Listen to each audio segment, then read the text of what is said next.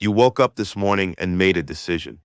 Maybe it was what to eat, what to watch, what to buy, what to search for, who to call. You thought that decision was yours. It wasn't. It was predicted, mapped, modeled, and prepared for before your eyes even open. And right now, as you watch this video, as you breathe, as you exist inside a world built on screens and signals and silent data streams, a system is running.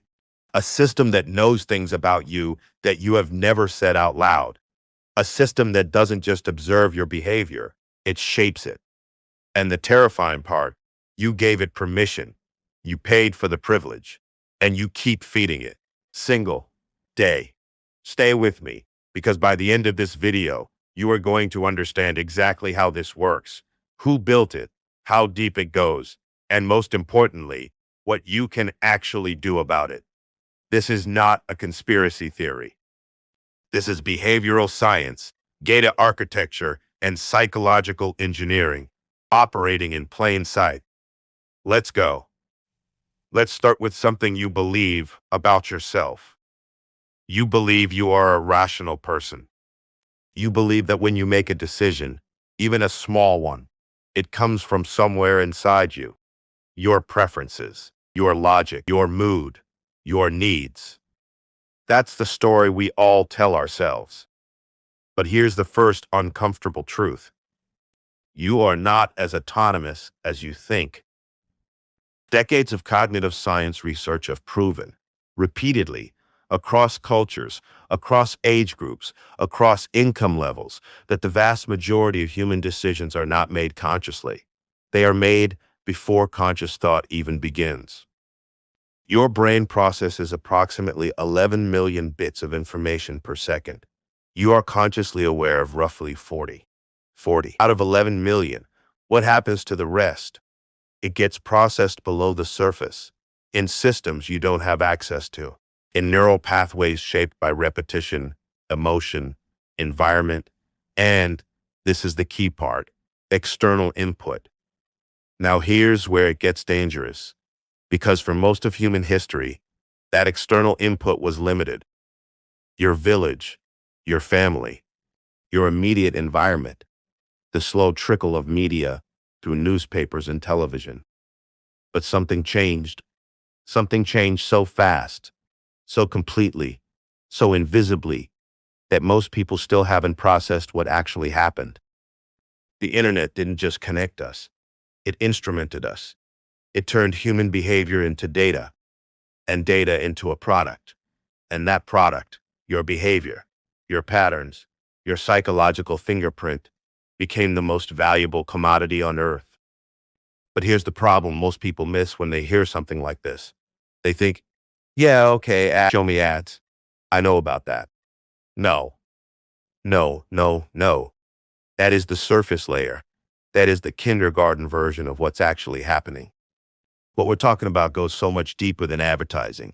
It goes into the architecture of your attention, the engineering of your desires, the quiet, invisible redirection of your choices, not just what you buy, but what you believe, who you trust, what makes you angry, what makes you feel safe. This is not about selling you shoes. This is about building a model of you, a psychological model that is, in many measurable ways, more accurate than your own self-perception. Let me prove it to you. Think about the last time you were on a platform, any platform, and you spent more time there than you intended. You opened it for 5 minutes, an hour passed, maybe more. Was that your decision? Or was that the decision of a system that knew, based on thousands of data points, exactly what kind of content would keep your specific brain engaged past the point of conscious willpower? That's not an accident. That's engineering. And it runs 24 hours a day, 7 days a week, using your own behavior as fuel. But here's where it gets worse. Let's talk about what this system actually is, not metaphorically, not in vague, paranoid terms, but structurally, how it works, what it collects, and why it is extraordinarily good at what it does. It starts with data, but not just any data. Most people, when they think about data collection, Think about search history, emails, maybe location tracking. That's called behavioral data. And yes, it's being collected constantly. But the system we're describing doesn't stop there. Because behavioral data alone is a blunt instrument. It tells you what someone did, not why, not when they're most likely to do it again, not what emotional state will trigger the next action. For that, you need something more powerful. You need predictive modeling. Here's how it works. Every interaction you have with a digital system leaves a trace, not just the click, the pause before the click, how long you hovered, whether your scroll slowed down, whether you came back to the same page twice in the same session, whether you typed something and then deleted it. Yes, the things you type and delete. On some platforms, that data is captured. Every one of these micro behaviors is a signal.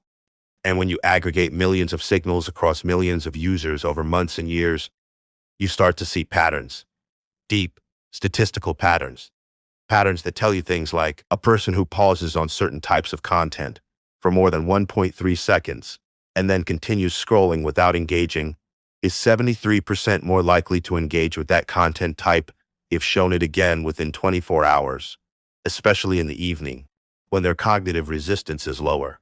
This is not speculation. This is the operational logic of systems that billions of people use every day. Nobody talks about this part. They talk about the data. They don't talk about the models built from the data. They don't talk about what those models are actually predicting. So what are they predicting? They're predicting your psychological states, not just your behavior, your internal states, your emotional availability, your decision fatigue, your boredom threshold, your susceptibility to certain emotional triggers at certain times of day. There's a concept in behavioral economics called the decision window.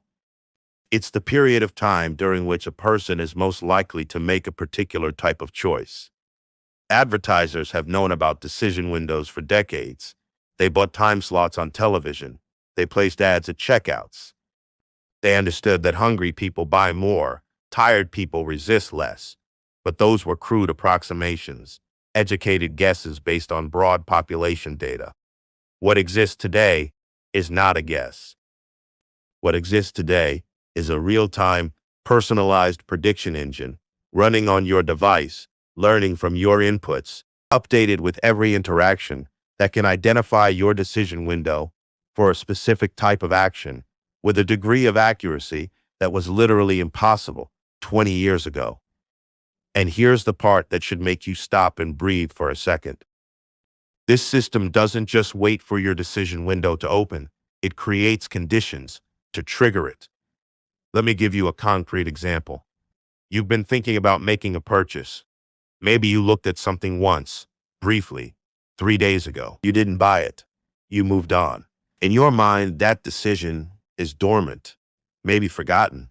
But in the system, that signal, that brief look, that hover, that page visit was logged, weighted, placed into a model alongside 100 other signals about your recent behavior. Your stress patterns, your spending cadence, the time of day you've historically made impulse purchases, and the system determined this person is in a re-engagement window.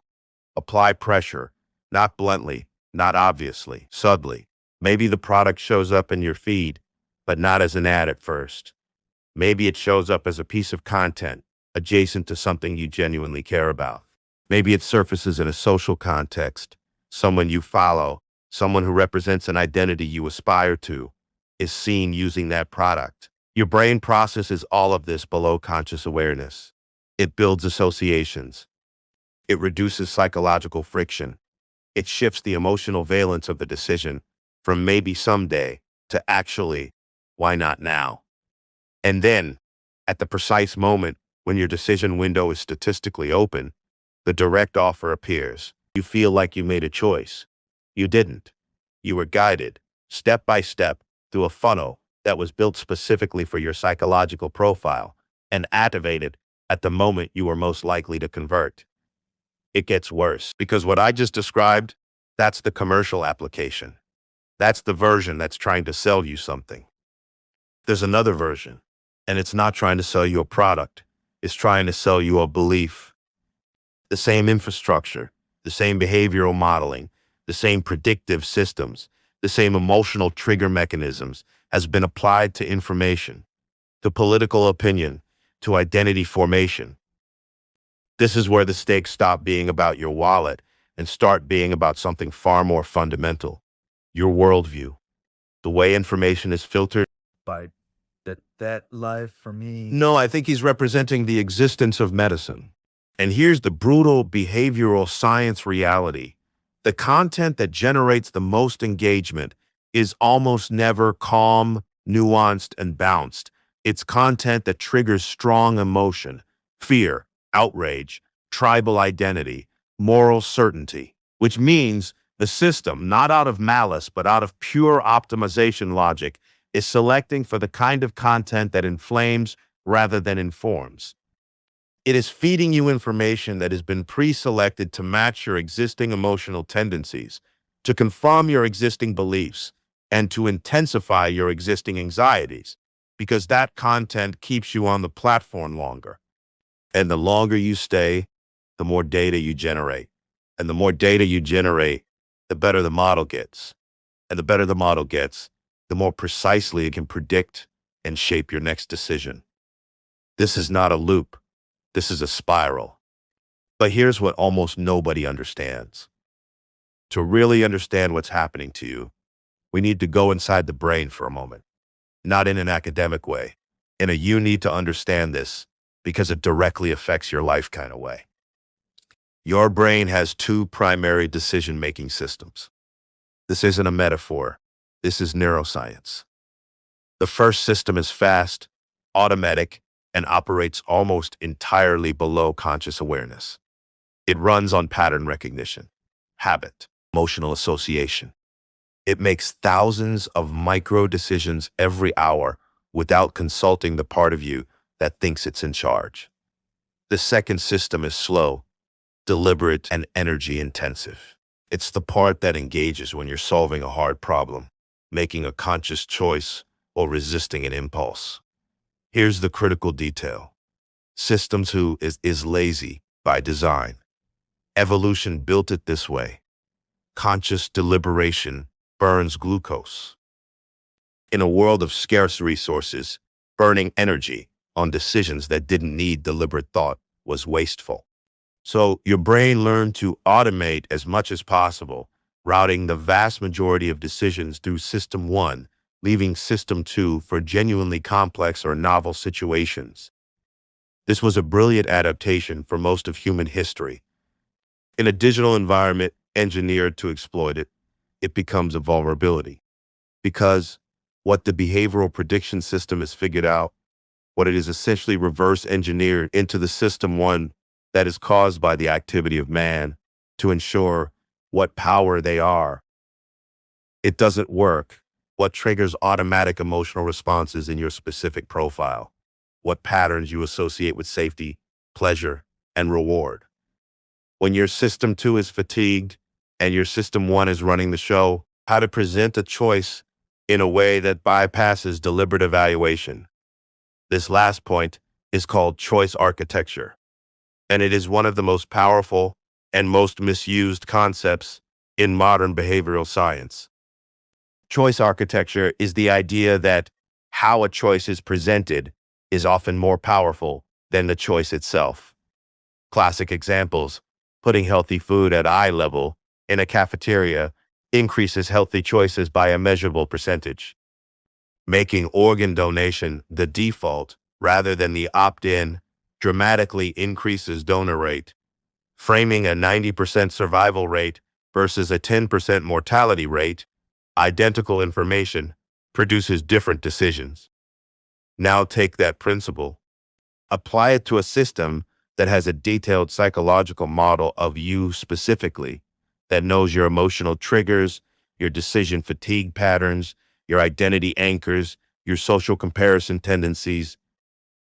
Apply it to every piece of content you encounter, every notification you receive, every choice you're offered, and apply it in real time, dynamically, personalized at the individual level.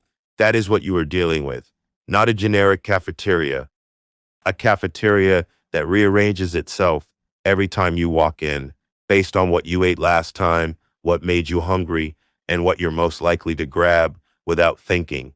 And here's the thing nobody wants to say out loud. You cannot out willpower this system. And I want to be very careful here because I am not saying you are helpless. I am not saying you have no agency. What I am saying is this: if your strategy for dealing with a system that has been optimized by thousands of engineers running on petabytes of behavioral data using machine learning models that update in real time, if your strategy is, I'll just be more disciplined, that is not a strategy. That is the equivalent of trying to win a chess match against a grandmaster using only the rules you remember from childhood. Discipline and awareness help, but they are not sufficient on their own. You need to understand the architecture because you cannot navigate a system you cannot see. Let's go deeper into the mechanics. Specifically, how does prediction actually work? The short answer: pattern recognition at scale. Your digital behavior creates what data scientists call a feature vector. Think of it as a fingerprint, but instead of skin ridges, it's made up of hundreds or thousands of behavioral attributes: time spent on content types, interaction patterns, scrolling behavior, session lengths, times of day, day of week patterns, purchase cadence, social graph structure, the emotional valence of content you engage with. Each of these attributes is a dimension, and when you have hundreds of dimensions, you can calculate something extraordinarily powerful: similarity. How similar is your behavioral fingerprint to the fingerprints of the millions of other users in the database? And once you know that, once you identify a cluster of users who share your pattern, you can use what those users did to predict what you will do.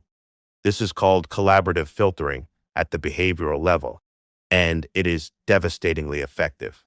Not because it reads your mind, but because it doesn't need to. It doesn't care what you think, it cares what you do. And what you do is a product of forces that are largely predictable, especially when you have enough data. Here's a thought experiment. Imagine I told you that a system could look at 300 data points about a person, none of them deeply personal, just behavioral traces from digital activity, and predict that person's personality traits more accurately than their own spouse. You'd probably say that sounds impossible, or dystopian, or both. But this isn't hypothetical. Research published by academic institutions using real data from real platforms has demonstrated exactly this.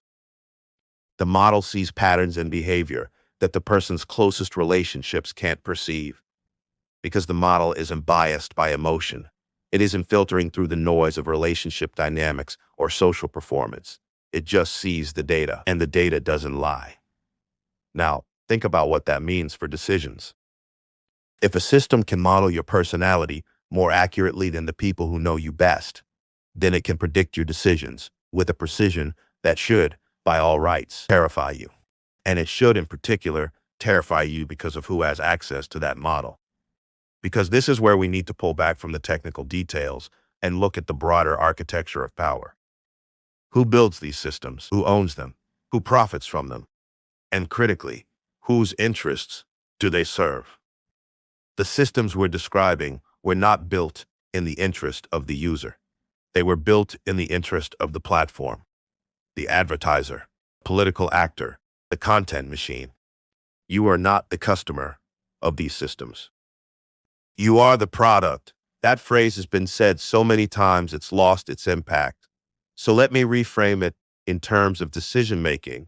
You are the raw material from which these systems extract behavioral predictions. Those predictions are then sold to third parties.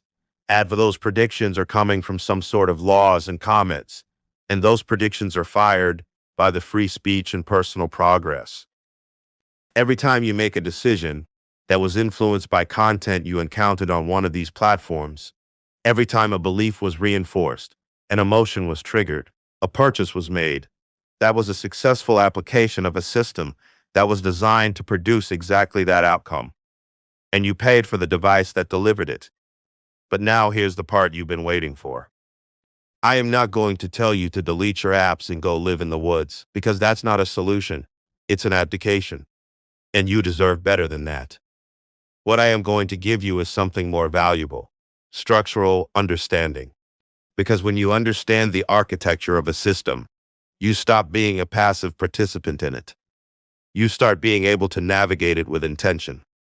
Here are the principles that actually change the equation. The first principle: friction is your friend. The entire behavioral prediction system is engineered to reduce friction, to make the next action as effortless as possible, to eliminate the pause between impulse and behavior, to ensure that your system too, your slow, deliberate, conscious decision-making faculty, never gets the chance to intervene. Which means your single most powerful counter move is to introduce friction deliberately. This doesn't mean making your life hard. It means creating speed bumps between impulse and action. Turn off notifications, not some of them, all of them, that aren't genuinely urgent. Every notification is a timed behavioral trigger. It is an external system deciding when your attention should redirect. When you turn off notifications, you take that scheduling power back. Remove apps from your home screen. The extra 2 taps to open an app are not a minor inconvenience. They are a deliberate pause, a moment in which your system too can intervene and ask, do I actually want to do this right now? Or is this just a habitual response to boredom or anxiety? Install time delays. Some browsers allow you to set a 10-second wait before certain sites load. 10 seconds. That's all it takes for the conscious mind to catch up with the impulse. These are not dramatic gestures, but they are structurally sound. They target the mechanism. The second principle: understand your own vulnerability windows. Remember what we established. The prediction system knows your decision windows better than you do. It knows when your cognitive resistance is lowest, when your emotional reactivity is highest, when you are most susceptible to impulse. You need to know these things about yourself too. For most people, high vulnerability windows cluster around the first 30 minutes after waking, the period just before sleep, immediately after stressful experiences, and late afternoon when blood sugar and cognitive energy are both low. These are the moments when your system 1 is running almost unchecked. These are the moments when the system is most likely to push its highest priority behavioral triggers. Knowing this doesn't give you perfect immunity, but it gives you the ability to apply extra friction at exactly the right moments, to ask yourself, am I making this decision, or is something making it for me? The third principle: audit your information diet structurally, not just by content. Most people, when they think about managing their media consumption, think about what they consume. They subscribe to better news sources. They follow more balanced accounts. But the more powerful intervention is at the structural level: how you consume information, not just what. Algorithmically curated feeds are the problem, not because all the content is bad, but because the curation is not neutral. It is optimized for your engagement patterns, which, as we established, means it is selecting for emotional intensity over informational quality. The solution is to introduce non-algorithmic information sources into your diet: newsletters, books, deliberately selected RSS feeds, conversations with people whose views differ from yours, sources that the engagement algorithm would never push to you, precisely because they are calming, nuanced, and complex. You are recalibrating the input. And when the input changes, the model loses accuracy. When the model loses accuracy, the predictions become less reliable. When the predictions become less reliable, the system loses leverage over your behavior. The fourth principle: make your values explicit before you encounter the trigger. This is perhaps the most psychologically sophisticated tool available to you, and it comes directly from research on decision-making. Pre-commitment. The behavioral prediction system exploits the gap between your stated values and your in-the-moment behavior. You say you value deep work, but you pick up the phone when bored. You say you value financial security, but you impulse buy when you're emotionally activated. You say you value independent thought, but you absorb the framing of whatever content saturates your feed. The gap exists because in the moment decisions are made by System 1, the fast, emotional, pattern recognition system that doesn't consult your long-term values. Pre-commitment forces that consultation to happen before the vulnerable moment. Write down what you value. Write down what kind of decisions you want to make. Not in the abstract, but specifically. When I feel the urge to scroll for more than 20 minutes, I will close the app and do X instead. When I am about to make an unplanned purchase, I will wait 48 hours. These are not willpower exercises. They are preloaded decision rules that activate System 2 before System 1 can act. This is the same technique used by professional negotiators, elite athletes, and high-performance decision makers in high-stakes environments. It works because it changes the decision architecture from the inside. But there's one more thing, and this might be the most important. The fifth principle: understand that the goal is not to escape the system. It is to stop being unconscious inside it. There is a difference between using a powerful tool and being used by it. The systems we've described are not going away. The data collection will not stop. The behavioral modeling will continue to improve. The prediction engines will become more sophisticated. The battle is not technological. It is psychological. The person who understands what these systems are doing, who can observe their own behavior with enough clarity to recognize when it is being shaped rather than freely chosen, that person has something the system cannot account for: metacognition. The ability to think about your own thinking, the ability to stand slightly outside your own impulses and ask, where is this coming from? Is this genuinely me? Or is this a pattern I've been nudged in? In that case, said son, I may want to know that this is something that can me. You cannot be hacked if you're watching the screen. You cannot be predicted if you keep surprising yourself. You cannot be manipulated if you are genuinely, rigorously honest about your own vulnerabilities. That is the power. And it cannot be patented, monetized, or predicted. Now, because if you think what we've just covered is the full picture, if you think understanding behavioral prediction and applying friction is all you need to protect yourself, there's something we haven't talked about yet, something that changes the game entirely. Because everything we've discussed so far, that's the current system, the system that exists right now. But there's a next layer forming, a layer so much more precise, so much more personal, so much more deeply embedded, that the behavioral prediction systems of today will look like crude sketches in comparison. We're talking about a world where the model of you isn't built from your clicks and your scroll patterns. It's built from your voice patterns, your facial microexpressions, the involuntary physiological signals your body produces during digital interaction, heart rate variability, skin conductance, pupil dilation, captured by sensors that are already present in the devices you use daily. We're talking about a world where the prediction isn't about what you'll buy or what content will keep you engaged. It's about your emotional state in real time, your stress levels, your moments of maximum psychological vulnerability, predicted before you consciously register them yourself. Researchers have already demonstrated systems that can detect depression, anxiety, political persuadability, and emotional volatility through voice and behavioral signals alone, with accuracy rates that surpass clinical assessment. What happens when that capability is embedded in every device, every interface, every ambient screen, you all without the idea of listening? Every single way you are always doing. What happens when the system knows not just your decision window, but the exact moment your defenses are down, not based on statistical probability, but based on real-time biometric input? That is not science fiction. That is the current trajectory of this technology. And if you think the principles we discussed today will be sufficient for that world, you need to understand something. The solutions will need to evolve. The structural thinking will need to go deeper. The psychological literacy will need to become something closer to a survival skill.